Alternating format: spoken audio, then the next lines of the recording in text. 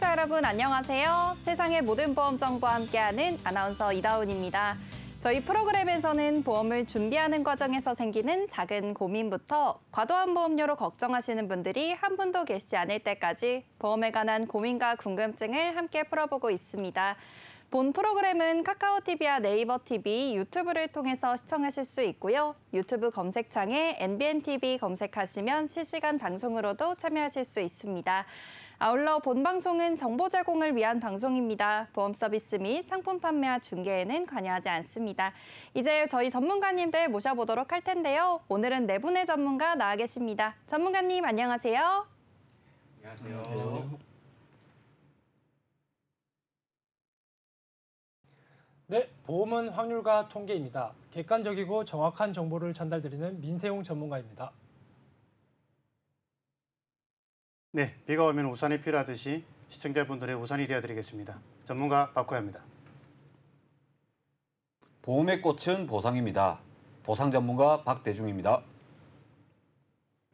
네, 보험은 요리랑 같습니다. 시청자님들께서 요리를 하실 때 어떠한 재료를 가지고 어떠한 조리 방식을 선택하시냐에 따라서 이 음식이 맛있는 음식이 될 수도 있고 맛이 없는 음식이 될 수도 있죠. 보험도 마찬가지로 어떠한 특약으로 어떻게 구성하시는지에 따라서 시청자님들한테 필요한 보험이 될 수도 있고 불필요한 보험이 될 수도 있습니다. 오늘 이 시간 최상의 특약들로 최선의 보험을 만들어 드리겠습니다. 보험 셰프 김진수입니다. 네, 오늘도 네 분의 전문가님들과 인사 나눠봤습니다. 이제 오늘의 칭찬보험들 확인해 보도록 할 텐데요. 오늘 첫 번째로 칭찬받을 보험은 어떤 보험인지 화면으로 먼저 확인해 보시죠.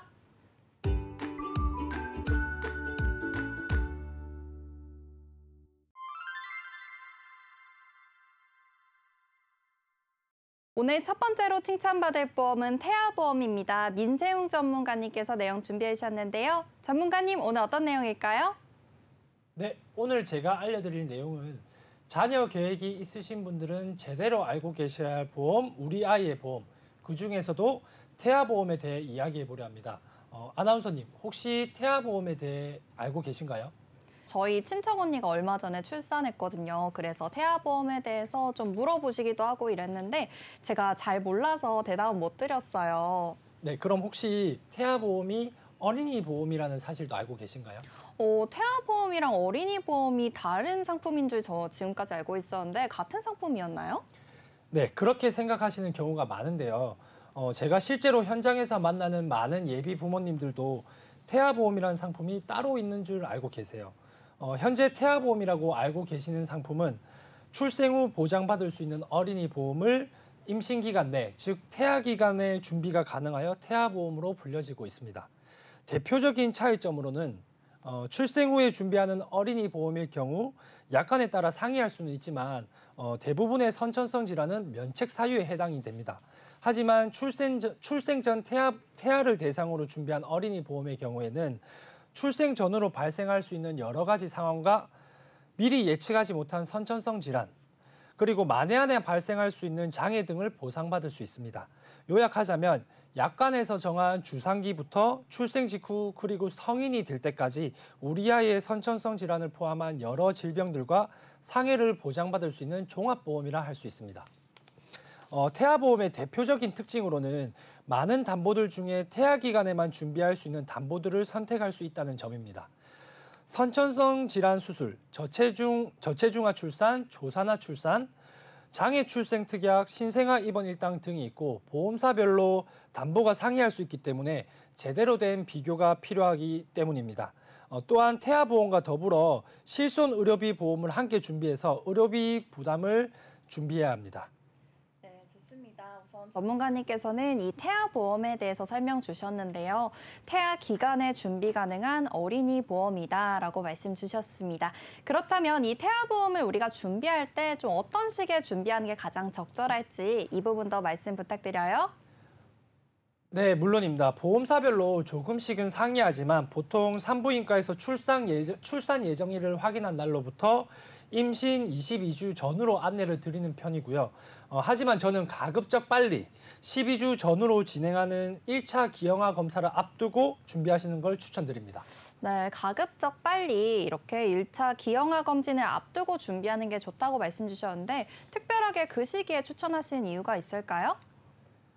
네, 이 시기에는 아직 태아가 완전한 형태를 갖추기 전이므로 검사나 진단 결과에 따라 보험사에서 거절될 확률이 적기 때문입니다. 산모님들의 임신 유지 기간은 평균 40주로 그 사이에 여러 번의 검사를 진행하게 되는데요. 그중 대표적으로 진행하는 검사가 임신 사실을 확인한 후에 초기에 실시하는 혈액 검사 등이 있고 12주 전후에 진행하는 1차 기형아 검사 및 입체 초음파, 16주 전후에 시행하는 2차 기형아 검사, 21주 이후에 시행하는 정밀 초음파가 있고 24주 이후에 임신성 당뇨 검사, 빈혈 검사, 입체 초음파 등을 검사하게 됩니다. 그리고 임신 후기에 진입하게 되면 태동 검사와 분만정 검사를 시행하게 되는데 이처럼 임신 중에는 여러 가지 검사를 통해 태아와 산모의 상태를 추적하게 됩니다. 그중에 임신 초기에 1차, 2차 기형아 선별 검사를 통해서 염색체 이상 질환의 위험도를 산출하게 되는데 대표적으로 알고 계신 질환이 다운 증후군이고요. 그 외에도 에드워드 증후군, 신경관 결손 등 염색체 이상 증후군의 위험도를 확인하게 됩니다. 검사 결과값은 맞다 아니다의 진단이 아닌 저위험군, 고위험군으로 표시가 됩니다. 만약 검사상의 고위험군 소견이 발견이 되면 양수검사, 니프티 검사 등을 선택하여 추가 검사를 할 수 있습니다. 이러한 경우들에는 태아보험 준비와 가입이 어려워질 수 있기 때문에 임신 확인 후 가급적 빨리 준비하시는 걸 추천드립니다. 그리고 간혹 여러 가지 이유로 주수가 많이 경과해서 태아보험 준비를 미리 포기하시는 분들도 계신데 이러한 경우에는 지레짐작 포기하지 마시고 보험사별 인수 기준이 다 상이하기 때문에 반드시 전문가와 상의해 보시고 상담해 보시는 걸 추천드립니다. 네, 태아보험의 경우에는 임신 초기에 되도록 빠르게 준비하는 게 좋을 것 같은데요. 특히 보험사별로 조건이랑 보장 내용이 다르다고 하니까 꼼꼼하게 살펴보시는 게 중요하겠습니다.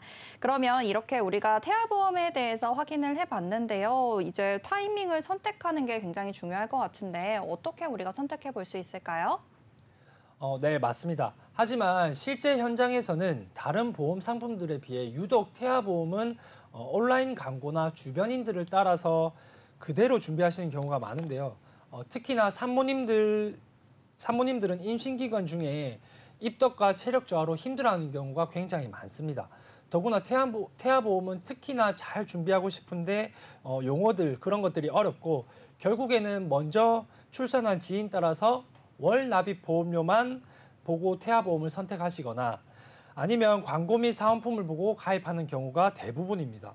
보통 우리가 건강보험에 가입할 때는 가족력이나 식습관, 생활습관 혹은 체질 등으로 질병을 미리 예측해 보기도 하고 직업이나 취미로 인해 우연하게 일어날 수 있는 사고에 대해서도 생각해 보면서 그에 따른 필요한 보장들을 준비하면서 보험료도 비교해 보곤 하는데요. 그러나 태아를 대상으로는 아무런 질문과 예측을 하기가 어렵기 때문에 많이들 어려워합니다. 네, 전문가님의 이 사례를 또 들어보니까 태아보험을 가입하기가 좀 어려운 이유에 대해서 와닿는 것 같습니다. 그렇다면 우리가 태아보험을 좀 쉽게 선택할 수 있는 방법이 좀 따로 있지 않을까 싶은데요. 전문가님 좀 팁을 부탁드려요. 네, 그럼 지금부터 태아보험을 미리 준비해야만 하는 이유와 태아보험을 선택하실 때 알아두면 좋을 내용들을 쉽게 알려드리겠습니다.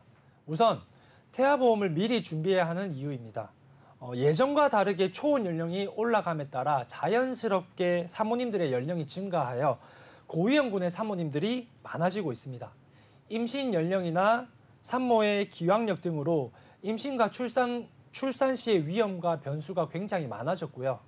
이를 고위험분만이라 표현합니다. 고위험분만이란 보시는 것과 같이 산모의 연령과 기환력, 전치 태반, 조기 출산, 태아 기형 등이 있고 이러한 변수들은 미리 예측하기 어렵고 임신 기간 중에 예측이 가능하다 하여도 출생 후에 치료가 이루어지는 경우가 대부분이기 때문에 출생 직후부터 바로 보장이 가능한 태아보험을 반드시 준비해야 합니다. 실제로 약 한 달 전에 제 고객님이 임신 35주 차에 집에서 식사를 하시다가 갑자기 양수가 터져서 응급분만을 하게 됐는데 임신 기간 37주 미만으로 조산하러 아기는 자가호흡이 불안정하여서 신생아 중환자실에 약 열흘가량 있다가 고객님의 품으로 돌아갔습니다. 이 조산아의 경우에는 일반 출생아들과 다르게 여러 합병증 등을 진단하기 위해서 다양한 검사를 추가적으로 진행하게 됩니다. 이 아기는 검사 중 심방 중격 결손증이라는 선천 질환을 진단받게 되었고, 이 질병의 경우는 좌우 심방 사이에 구멍이 생겨 그 구멍을 통해 혈류가 새는 질환으로 선천 심장 질환 중에서 가장 발생 빈도가 높은 질환으로 나와 있습니다. 네, 좋습니다. 최근에는 이렇게 산모분들의 연령이 증가하면서 고위험 산모분들이 많아지고 있는데요. 그렇기 때문에 태아보험을 꼭 준비해야 한다고 설명 주셨어요. 그리고 또 다른 이유도 있을 것 같은데요. 이번에는 또 어떤 이유일까요? 네, 또 다른 경우로는 출생 시 신생아의 쇄골이 골절되는 경우입니다. 평균 통계에 따르면 평균 1000명당 12건 정도 일어난다고 하는데요. 대부분은 특별한 치료 없이 완치가 되지만 아닌 경우도 있습니다. 제가 실제로 만나뵌 고객님도 자녀 출생 시 쇄골 골절이 있었고 빨리 발견하지 못해서 후유증이 남아서 오랜 기간 동안 재활치료를 받았다고 했습니다. 이처럼 태아보험은 이러한 위험들을 대비해서 부모가 아기를 위해 선택할 수 있는 중요한 수단들 중에서 필수 요소 중에 하나입니다. 그리고 아이의 질병과 상해 사고는 의료비 외에도 부모의 경제활동 공백으로 인한 추가적인 가계 손실이 생길 수밖에 없어요. 그렇기 때문에 태아보험을 선택할 때에는 모든 가능성을 반드시 열어두고 미리 대비함으로써 의료비뿐만이 아니라 실제 가계의 부담을 줄이고 아이의 미래 건강과 생활 안전을 보장받을 수 있도록 준비를 해야 합니다. 지금부터 제가 태아보험을 선택할 때 중요한 5가지를 알려드릴 건데요. 아나운서님은 태아보험을 선택하실 때 가장 먼저 어떤 보장을 확인하실 것 같나요?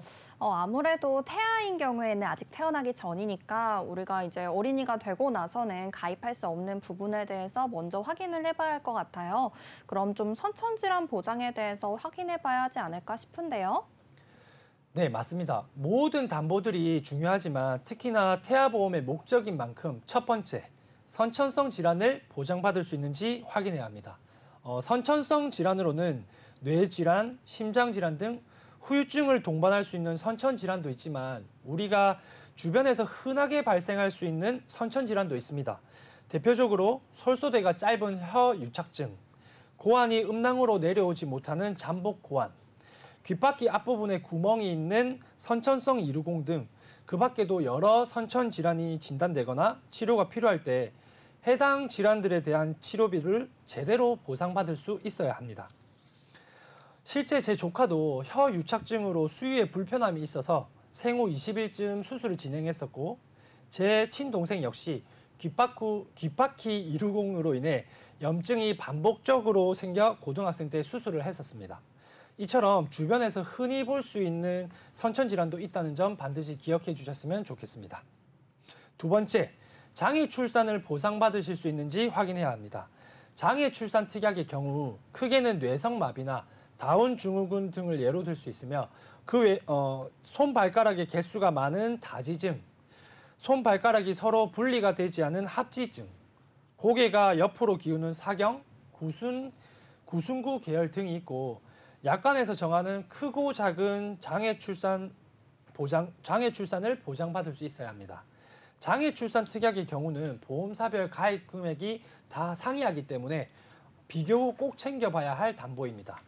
세 번째로는 중대질환을 보상받을 수 있는지 확인해야 합니다.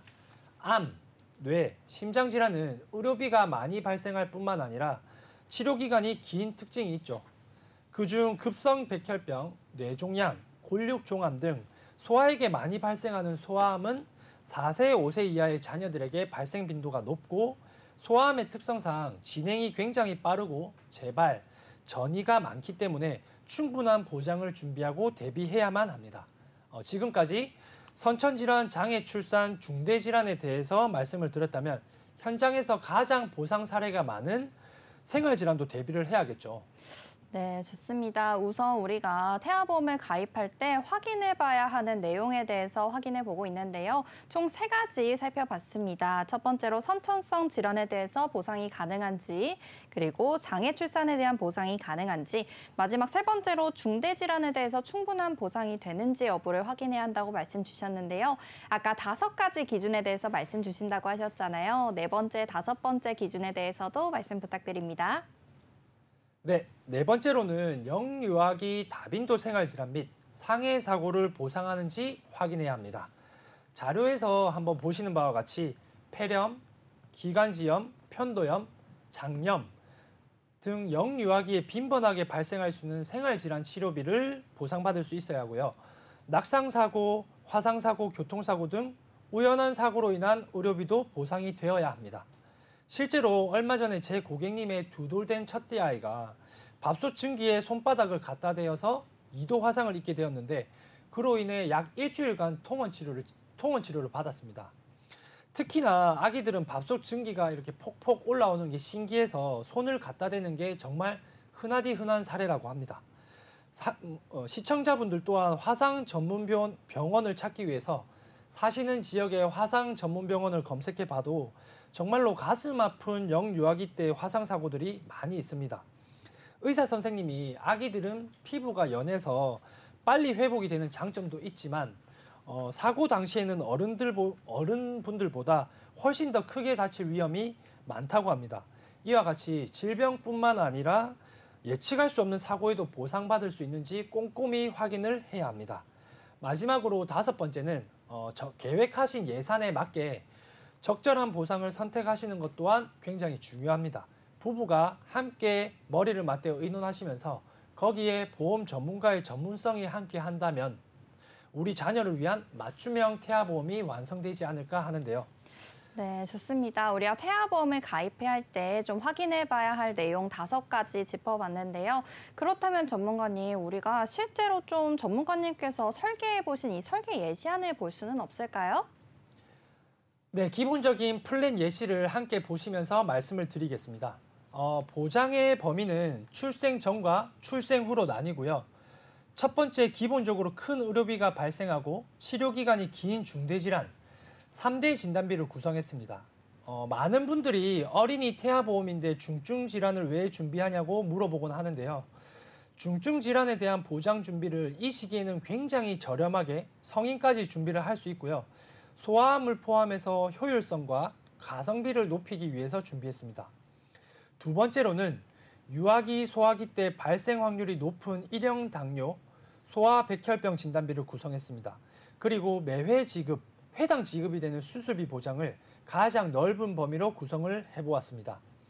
3번째로는 태아보험의 주요 목적인 선천성 질환 보장을 기본 기둥으로 구성한 특약들을 한번 설명드리겠습니다. 선천 이상이 있고 그로 인한 수술을 할 때 받을 수 있는 선천 이상 수술비를 준비했고 우리가 많이 알고 있는 빈번한 질환인 혀유착증 및 모반증 수술 시에도 보장을 받을 수 있습니다. 그 외에도 여러 선천 이상 질환 수술 시에도 보장을 받으실 수 있습니다. 그리고 건강하게 태어나겠지만은 만에 하나 장애 출산을 하게 된다면 그에 따른 치료비를 보장받을 수 있는 장애 출생 보장 특약을 구성했고요. 그리고 조산아 출생 시 보장받을 수 있는 저체중아 출산 보장, 저체중아 입원 일당, 질병 중환자실 입원 일당 등을 구성해봤습니다. 그리고 생활질환과 상해 사고로 인한 입원 치료 시에 보상되는 입원 일당이 있습니다. 아기들은 갑작스러운 행동 변화가 있기 때문에 예측하기가 굉장히 어렵습니다. 아까 제가 말씀드린 사례와 같이 상해 사고, 예상치 못한 화상 사고, 골절, 낙상 등과 같은 우연한 사고로 인한 치료 보장인 입원 일당과 수술비를 폭넓게 준비를 해봤습니다. 네, 좋습니다. 전문가님의 이 태아보험 설계 예시안에 대해서 확인해 봤고요. 그런데 이 태아보험을 준비한 산모분들께서 이 출산 이후에 꼭 해야 하는 내용이 있다고 하던데요. 이 부분도 설명해 주실 수 있을까요? 네, 태아보험을 꼼꼼히 준비하셨으니 출산 이후에 챙겨야 할 것들도 놓치면 안 됩니다. 실손보험을 포함한 태아를 대상으로 한 보험의 피보험자는 이름도 성별도 없는 태아로 등록이 되어 있습니다. 그렇기 때문에 아이를 출생하시고 난 후에 출생신고 후에 아이의 이름과 주민등록번호를 해당 보험사에 알려줘야 됩니다. 이를 태아 등재라고 하며 태아 등재를 하지 않으면 보험금 지급에 어려움이 있을 수 있으니 특히나 주의를 해야겠습니다. 또한 출생 후 아이를 위한 치료비를 병원에 지불했을 경우에 병원 측에 아이의 이름과 주민번호를 알려주신 뒤에 보험금 청구에 필요한 서류를 발급받으시면 됩니다. 그리고 태아보험의 혜택들 또한 놓치면 안 되시겠죠. 임신 확인 후 즉시 가정에 준비해 놓으신 자동차 보험의 태아 할인 혜택을 확인하셔야 합니다. 또한 어린이 보험의 대표적인 혜택으로는 다자녀 할인이 있는데요. 이 경우에는 출생 후 태아 등재할 때 해당 보험사에 확인해서 혜택을 챙겨보시면 좋겠습니다. 마지막으로 태아보험은 성인보험에 비해서 낯선 용어와 많은 보장이 다양한 편이니 전문가의 도움과 함께 증권, 약관을 꼼꼼히 확인하시고 상품의 보장 범위와 그 내용을 정확히 파악해 보시는 걸 추천드리고요. 지금까지 태아보험에 대해 알아보았고요. 이상 보험 전문가 민세용이었습니다. 감사합니다. 네, 첫 번째 칭찬보험에 대해서 이야기 나눠봤습니다. 이제 두 번째 칭찬보험으로 넘어가 보도록 할 텐데요. 두 번째 칭찬보험은 어떤 보험인지 화면을 통해서 확인해 보겠습니다. 네, 간병보험에 대해서는 오늘 박호야 전문가님께서 내용 준비해 주셨다고 하는데요. 전문가님, 오늘 어떤 내용일까요? 네, 김병에 효자 없다는 말 많이 들어보셨을 겁니다. 가족이 아프면 간병을 해야만 하는 가족들의 어려움을 잘 표현한 말인 것 같은데요. 요즘은 힘들어서 못한다는 말보다는 다들 생업을 해야 하는 상황들이다 보니 가족이 직접 간병을 하기가 어려운 것이 현실입니다. 그래서 언젠가부터 사람을 고용해서 간호를 대신하게 되었죠. 그분들을 간병인이라 부르고 이제는 간병 비용이 감당하기에는 부담스러울 정도가 되었습니다. 오늘 말씀드릴 이 보험이 생긴 이유겠죠. 간병보험은 크게 간병인 보험, 간병비 보험, 그리고 간호간병 통합 서비스 통원 1단 이렇게 세 가지로 나눠집니다. 첫 번째, 간병인 보험은 가입한 보험회사에서 직접 간병인을 보내줍니다. 두 번째, 간병인 보험은 간병에 들어간 비용을 지급하는 것이죠. 세 번째, 간호간병 통합 서비스는 해당 통합병동에 입원을 하게 되면 입원 일당으로 지급을 해주는 것입니다. 같은 보험인 줄 알았는데 지급하는 내용에 따라서 다르기에 시청자분들께서 이 부분을 쉽게 알려드리겠습니다. 네, 간병보험에 대해서 오늘 설명 주신다고 하셨는데요. 근데 저희도 저희 어머니 아버지한테 이 간병보험 꼭 들어야 된다 설명드렸는데 그래도 굳이 가입할 필요가 있냐고 말씀을 하시더라고요. 그래서 전문가님, 간병보험 꼭 필요한지 이 부분에 대해서도 말씀 부탁드립니다. 먼저 세계 인왕 현황 보고서에 따르면 현재 우리나라 출산율이 0.7명으로 한국은 198개국 중 198입니다. 초절산 국가에 해당하는 거죠. 게다가 전체 인구 중 65세 이상의 노인 비율이 7% 이상이면 고령화 사회, 14% 이상이면 고령 사회, 20% 이상이면 초고령화 사회라고 하는데 한국은 2015년에 고령 사회로 접어든 데 이어 현재 이미 19.5%로 1,000만 명을 넘어 올 연말이면 20%가 넘어 초고령화 사회에 진입할 것이라 예상됩니다. 저출산 초고령화 사회가 되면 청년 인구는 줄어들고 노인 인구가 늘어나면서 부모 부양의 책임이 가중될 겁니다. 경제적인 부담이 커지게 되는 거죠. 저출산 고령의 사회에 이어 나타나고 있는 우리 사회의 모습은 바로 1인 가구의 증가입니다. 대가족 시대에서 핵가족 시대로, 그리고 지금은 1인 가구의 시대가 온 것입니다. 현재 형제 자매가 없는 외동이 부모가 편찮으시다면 오롯이 혼자 부담해야 되고 내가 결혼하지 않고 혼자 산다면 남의 도움을 받아야 되겠죠. 그래서 이 간병보험은 어찌 보면 현재 그리고 미래에 반드시 우리가 필요해야 할 보험이라고 할 수 있습니다. 네, 그런데 우리가 간병보험 말고도 다른 보험들에 가입을 하게 되잖아요. 암보험이나 아니면 혈관질환보험에 대해서도 가입을 하게 되는데 그렇다면 이러한 보험들도 병원비나 아니면 생활비 목적으로 우리가 쓸 수가 있는데 간병보험까지 또다시 필요한 이유는 어떤 게 있을까요? 아마 기대수명은 많이 들어보셨을 건데 건강수명이라고 따로 있는 건 아십니까? 건강수명은 기대수명과 20년 정도의 차이가 납니다. 즉 20년은 건강하게 사는 게 아니라 아픈 상태로 살아간다는 거죠. 더 이상 암조차도 죽는 병이 아닙니다. 좋아지는 의료기술 덕분에 수명은 길어지고 살다 보면 언제 또 갑자기 코로나처럼 새로운 병이 나타날지 모릅니다. 이제 무병장수가 아니라 유병장수의 시대가 된 것이죠.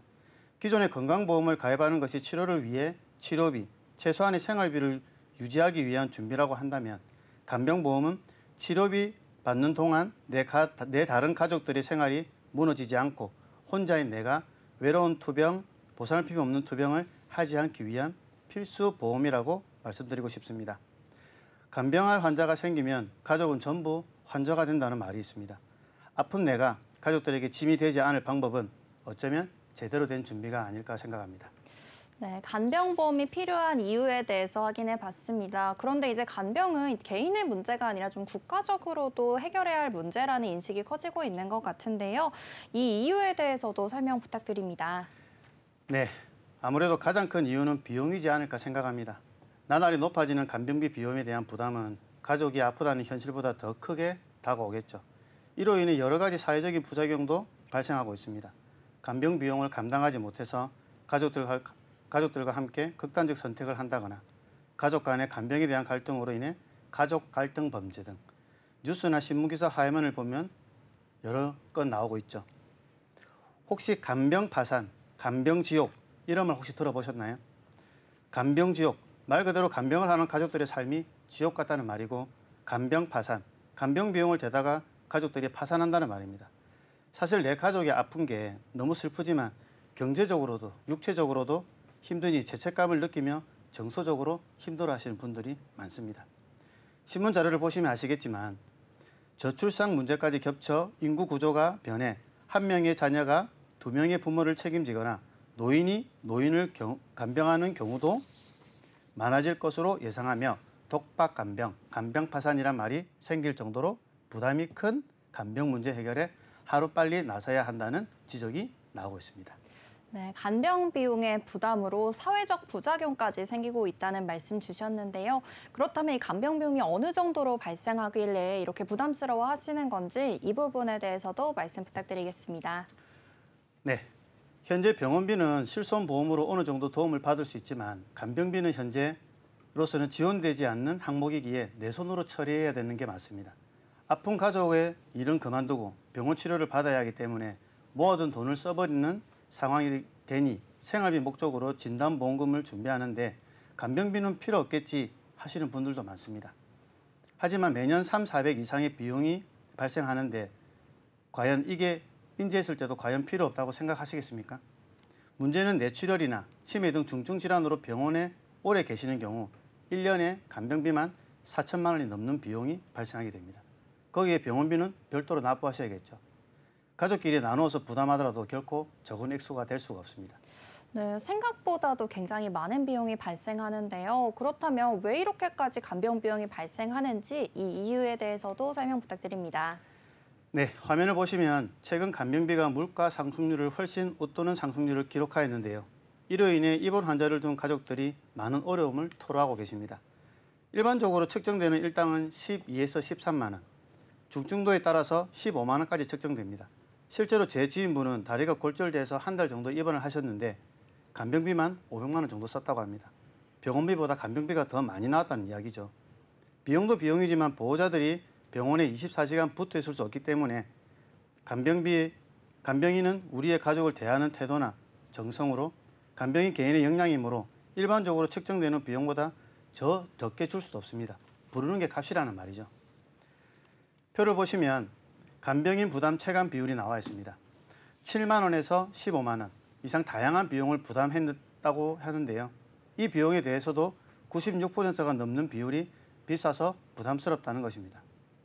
네, 간병인 보험에 대해서 확인해 봤습니다. 이렇게 간병인 보험에도 여러 가지 종류가 있다고 하던데요. 어떤 종류들이 있는지 좀 자세하게 말씀 부탁드리겠습니다.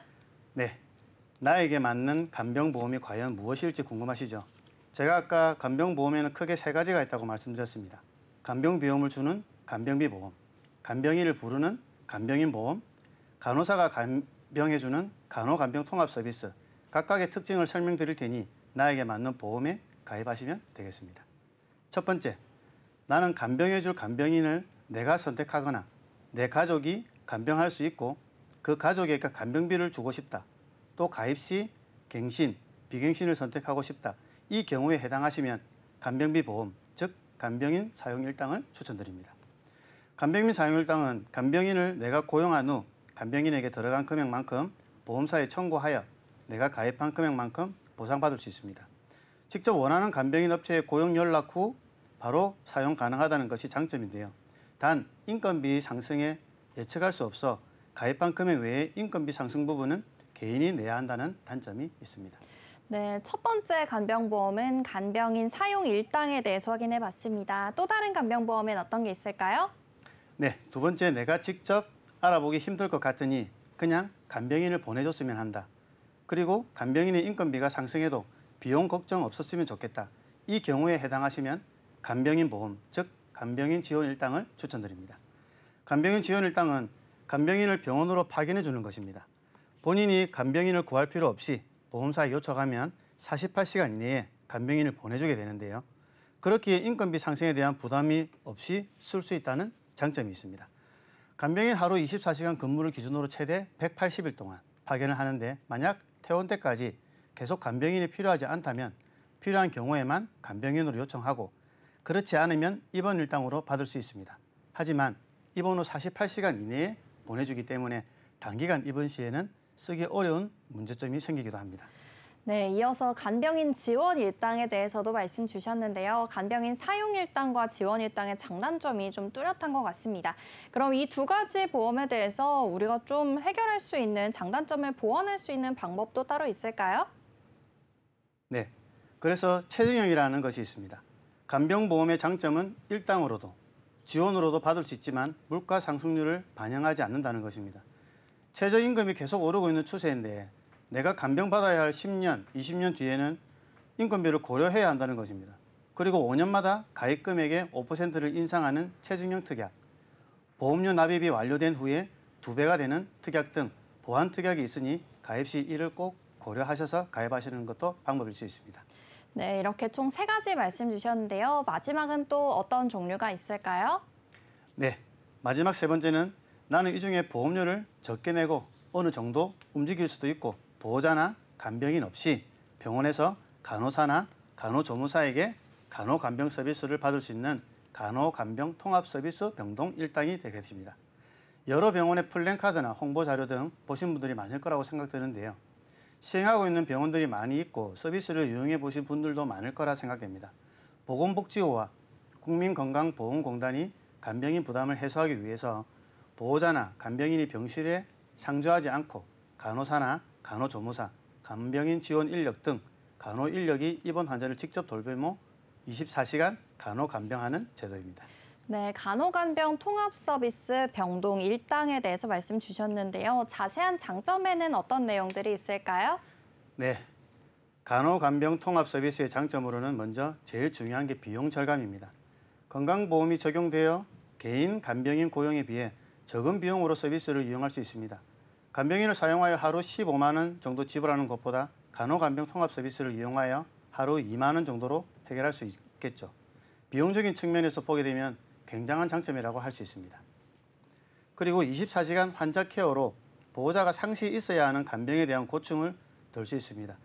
24시간 동안 누군가를 돌본다는 것은 굉장한 큰 체력 소모겠죠.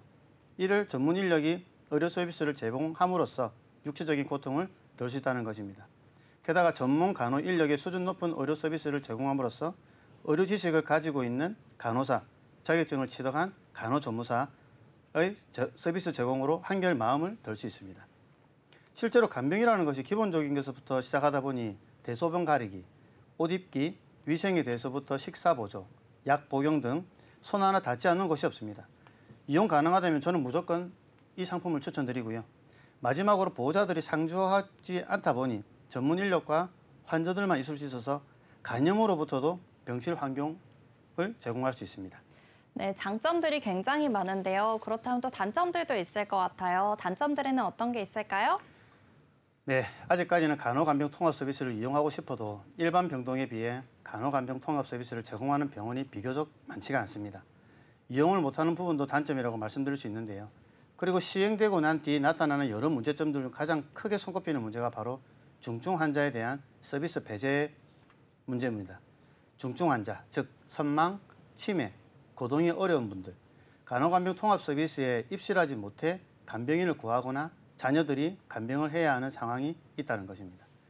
결국 가장 큰 간병을 요하는 상황, 즉 중증 환자에 대한 간병을 늘려야 국민들의 간병 문제가 해결될 것 같은데요. 이런 점들을 고려해서 보건복지부에서 일부 병동에서 의료기관 전체 단위로 서비스 제공을 하여 올 7월부터는 중증 환자 전담 병실을 운영한다고 합니다. 재활 의료기관도 일반 병동과 동일하게 입원료 체감제를 실시한다는 소식이 있습니다. 개선되는 점들을 보아서 간호간병 통합 서비스를 적극 이용하는 것도 좋은 방법이라고 하겠습니다. 네, 이렇게 세 가지 장단점이 다른 간병보험에 대해서 확인해 봤습니다. 또 다른 간병보험은 없을까요, 전문가님? 안 그래도 알려드리고 싶은 보험이 하나가 더 있는데요. 바로 재가급여 보험입니다. 제가 서두에 우리나라가 올해 지나면 65세 이상 인구가 20%를 넘어서 초고령화 사회에 진입한다고 말씀드렸는데요. 지금까지 설명드린 보험은 나이에 상관없이 아프거나 다쳤을 때 조금 더 큰 범위에서 보장을 받을 수 있는 보험이었다면 재가급여 보험은 내가 지금 40대 이상이다 하시는 분들은 아마 요즘 많이 관심을 가지고 있는 보험입니다. 이 표를 보시면 남자는 83.5세에서 86.3세, 3년 정도 늘었고요. 여자는 88.5세에서 90.7세로 2년 정도 늘었습니다. 어떤 내용인지 아시겠죠? 바로 평균 수명에 대한 내용입니다. 제가 40대니까 평균 수명만큼 산다면 앞으로 50년을 더 살아야 하는데 저도 고민을 했던 게 올해 4월에 이 발표를 보고 내가 얼마나 이 일을 오래 할 수 있을까? 얼마나 오랜 시간 내 소득이 없을까? 고민을 했었는데요. 이런 고민을 할 때 빠지지 않게 되는 게 내가 언제까지 건강하게 살 수 있을까입니다. 죽을 때까지 대부분의 사람들은 아프거나 다치는데 아마도 제일 무서운 건 혼자서는 아무것도 할 수 없이 반드시 누군가의 도움이 필요한 상태가 되지 않을까 하는 것입니다. 나이 먹을수록 제일 무서운 병이 치매이지 않겠습니까?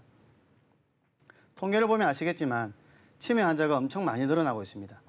치매는 바로 중증 단계가 아니라 경증 진단을 받고 추후 상태가 악화가 되면 중증 치매 진단을 받게 됩니다. 간병보험, 치매보험을 다 준비하기에는 너무 복잡하고 비용도 많이 들 테죠. 이런 고민을 갖고 있는 분들께 도움이 될 만한 것이 바로 재가급여보험과 시설급여보험입니다. 네, 재가급여보험과 시설급여보험에 대해서 말씀 주셔야 할 텐데요. 전문가님 간단하게 설명 부탁드립니다. 네, 우선 이 보험을 알려면 장기요양 등급에 대해서 먼저 알아야 됩니다. 우리나라에서는 고령이나 노인성 질병 등을 이유로 일상생활을 혼자 수행하기 어려운 노인분들에게 장기요양급여를 제공하기 위해 등급을 산정합니다. 6개월 이상 일상생활을 수행하기 힘든 만 65세 이상 노인 또는 노인성 질환을 갖고 있는 만 65세 미만 인자를 말합니다. 1등급, 2등급, 3등급, 4에서 5등급, 인지주요등급으로 나눠지는데요. 주로 치매보험에서 말하는 경증 치매는 5등급에 해당하게 되겠죠. 이렇게 등급을 받고 장기요양급여를 이용하시게 되면 일부는 본인 부담금이 생기기 마련입니다. 재가급여는 기본 15%, 시설급여를 이용하면 20%의 자기 부담금이 생깁니다. 네, 재가급여와 시설급여에 대해서도 말씀 주셨는데요. 이런 것들은 어떻게 보상받는지 간단하게 말씀 부탁드려요. 네, 재가 서비스는 가정에서 생활하시면서 필요한 서비스를 제공받는 제도입니다. 기본적으로는 방문 요양, 방문 목욕, 간병, 주간 보호, 단기 보호, 복지 구매 등이 있습니다. 이 중 복지 연구가 조금 생소할 수 있는데요. 노인분들이 가정에서 생활하시면서 필요한 일상생활과 신체활동을 지원하는 연구를 말합니다. 사진에 첨부했는데요. 휠체어나 지팡이, 그다음에 성인용 보행기 등 보면 아마 아실 겁니다. 두 번째, 시설급여는 요양원이나 노인복지시설에 입소를 하는 경우에 보장받게 됩니다. 대부분 많은 분들이 요양원과 요양병원의 차이를 헷갈려 하시는데요. 요양병원은 말 그대로 병원입니다. 의사와 간호사가 있고요. 또 요양 등급을 받든 안 받든 그냥 돈만 있으면 아무나 이용하실 수 있습니다. 하지만 요양원은 의사가 따로 없고 간호사나 상주 간병인, 요양보호사들이 주로 상주하게 됩니다. 요양 등급을 받은 분들은 모두 입소가 가능하지만 주로 1에서 3등급 받은 분들이 입소한다고 보시면 됩니다. 재가급여 보험을 준비하실 때는 시설급여도 함께 준비하시는 것이 좋습니다. 경증에서 중증으로 악화가 되어 더욱 돈이 필요한 순간에도 보장받을 수 있으니 꼭 함께 준비하시길 권해드립니다. 그리고 보험사마다 네. 보장 범위가 다를 수 있으니 전문가에게 꼭 상담받기를 추천드립니다. 네, 재가급여 보험까지 설명 들어봤습니다. 전문가님, 그럼 마지막으로 시청자분들께 마무리 인사 부탁드립니다. 네, 내가 건강해서 젊어서 필요 없다 보다는 나이를 먹고 예전같이 건강하지 않을 순간이 올 때를 대비해서 지금 가장 건강할 때 보험을 가입하시기 바랍니다. 이상 전문가 박호였습니다. 네, 두 번째 칭찬보험까지 이야기 나눠봤습니다. 다음으로 칭찬받을 보험은 어떤 보험인지 화면으로 먼저 확인해 보시죠.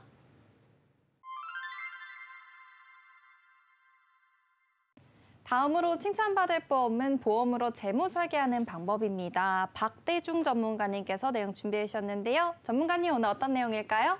네, 오늘은 제가 위험 관리와 재무 설계에 대해 말씀을 드릴 겁니다. 진행자님, 혹시 재무 설계에 대해서 혹시 받아보셨거나 내용을 들어보신 적이 있으신가요? 받아본 적은 없고요. 내용에 대해서는 학교 다닐 때 좀 들어봤던 것 같은데 정확하게 어떤 내용인지는 기억이 잘 안 나네요. 보통 재무 설계는 부자들이 받는 상담이라고 오해를 많이 하고 계십니다. 근데 실제로는 자산이 형성이 아직 되지 않거나 사회초년생분들이 미리부터 준비해서 자산의 계획을 좀 더 구체적이고 현실성 있게 실현 가능하게 준비하는 것이 재무 설계라고 생각을 하시면 될 것 같습니다. 재무 설계라는 말이 실제로 너무 거창해 보이고 어려워 보이는데요. 제가 좀 더 쉽게 간단한 정의를 한번 내려드리겠습니다.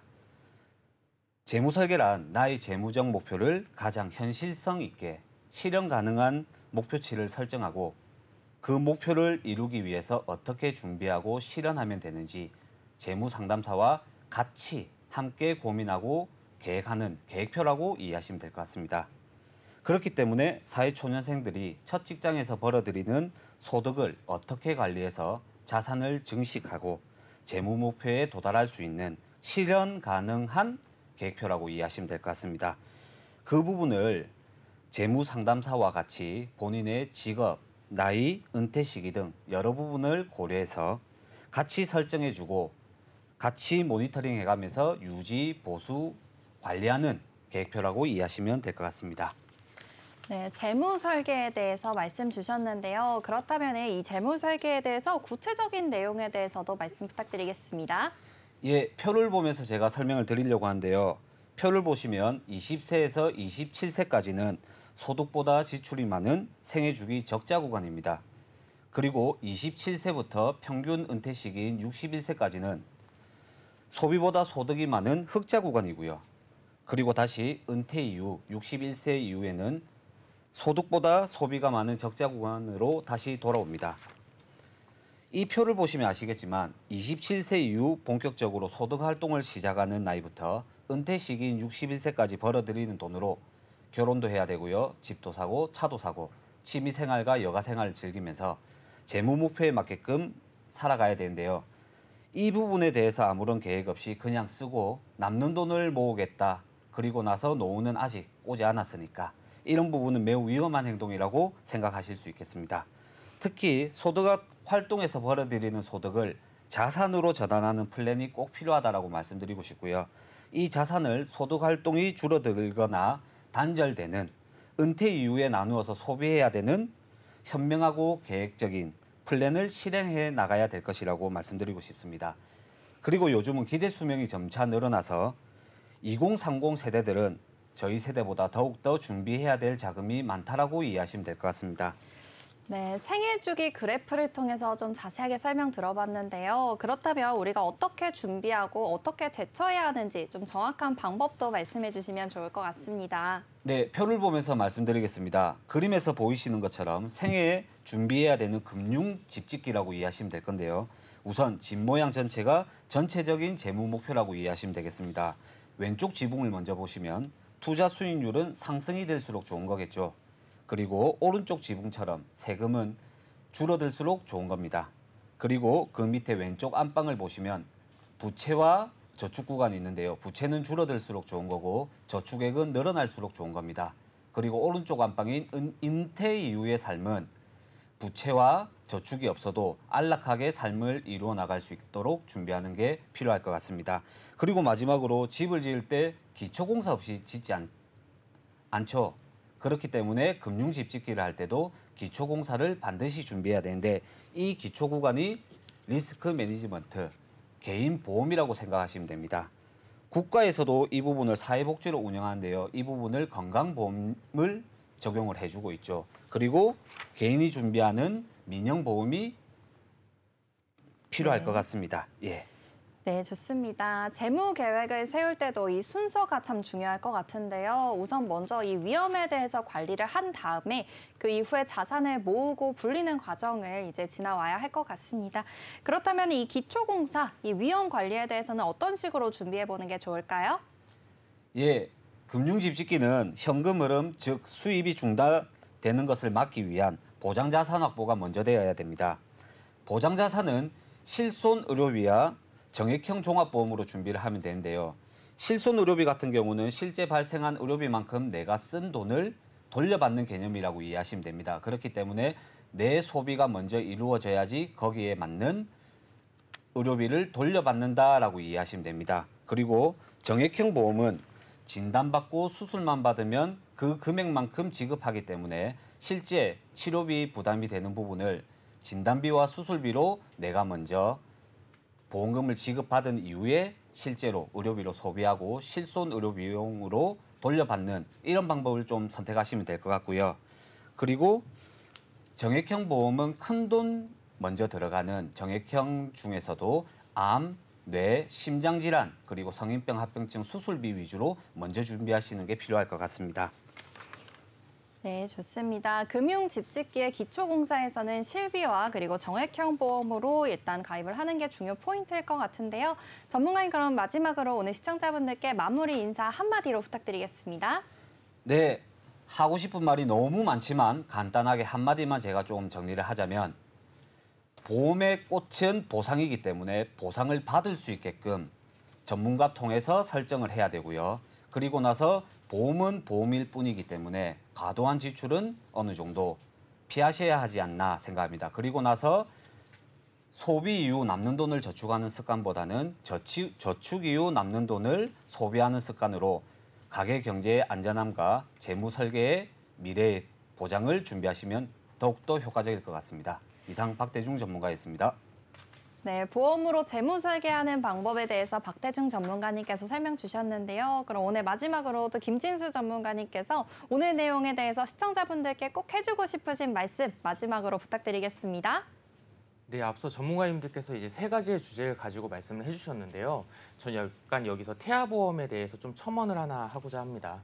보통 저희가 성인보험을 가입을 할 때 요즘에는 이제 질병에 대한 입원 일당은 거의 대부분 권유를 드리지가 않는데 EU 같은 경우에는 하루 입원했을 때 10,000원 나오는 게 보험료가 대략 10,000원 정도 하거든요.